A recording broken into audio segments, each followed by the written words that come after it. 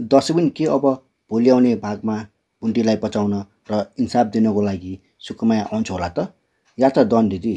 तपाईँहरूलाई को आइदिए जस्तो लाग्छ तल कमेन्ट बक्समा भन्नुहोला र भिडियोलाई लाइक सेयर पनि गरिदिनु होला र च्यानललाई अहिलेसम्म सब्सक्राइब गर्नुभएको छैन भने अहिले नै सब्सक्राइब गरी हामीसँगै रहनुहोला। दसैँ पनि भूपेन्द्र भने त्यो अपराधीको झुटो कुरा र फोनमा भएको भुन्टीको फोन नम्बर र बिचारी भुन्टीले राति 10 बजे फोन गरेको प्रमाण हेरेर भूपेन्द्र भने बिचारी भुन्टीमाथि शङ्का गर्न थालिसकेको छ र भुन्टीलाई जबरजस्ती चौकी लिएर जाँदैछ। तर भूपेन्द्रलाई यो थाहा छैन कि फोन भूपेन्द्रकै बहिनी भूमिकाको कारणले फोन गरेको हो राति 10 बजे। जब भूमिकाको त्यो केटासँग झगडा भएपछि यता नन्द भने भोकै बसेर झोक्राएको कुखुरा जस्तै बसिरहेको हुन्छ र त्यो देखेर पुन्टीले आफ्नो नन्दलाई सबै कुरा सोध्छ र त्यो केटाले मलाई धोका दिइरहेको छ भनेर भनेपछि पुन्टीले भने त्यो केटालाई फोन गरेर थर्काएको हुन्छ र यो कुरा भने भूमिकालाई पनि थाहा छ।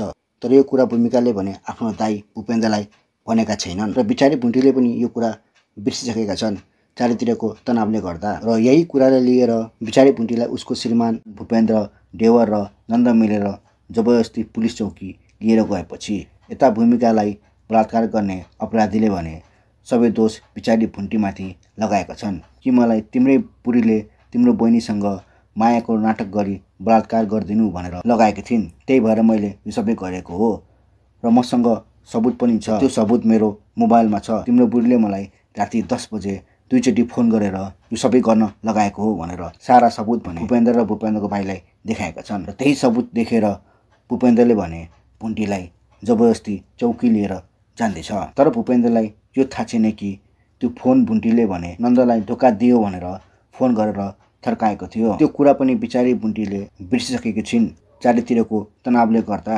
सायद अब आउने भागमा पुन्टीले यो सबै कुरा भन्ने पनि छ। तर अहिले पुन्टी भने पुलिस चौकी नगई किन बाटैबाट रिसाएर फर्किए त? सुकुमायाको कहिले इन्ट्री हुन्छ र यो सबै कुराको पर्दाफास गर्छ।